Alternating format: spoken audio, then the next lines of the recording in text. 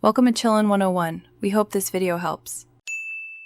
You'll start by preparing the destination, plug in your external drive and make sure it's mounted. Open Disk Utility, select the drive, and format to apps for Big Sur and newer, otherwise use Mac OS Extended Journaled. You do this so Time Machine can write snapshots reliably. Once done, quit Disk Utility and open System Settings or System Preferences. Make sure Finder shows the drive. If it asks to use the drive for Time Machine, you're ready for the next step. Now you enable Time Machine and select that prepared disk. Open Time Machine Preferences and click Select Backup Disk. Pick the external drive you just formatted. Choose Encrypt Backups if you want privacy. This requires a password, so store it securely.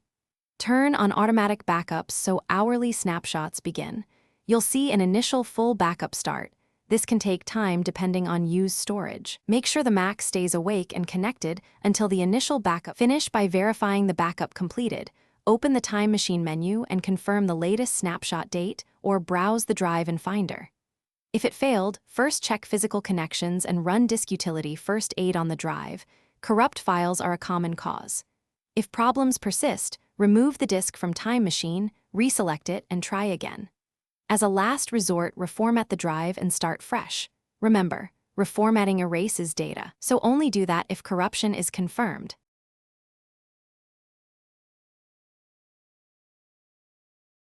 Thanks for watching.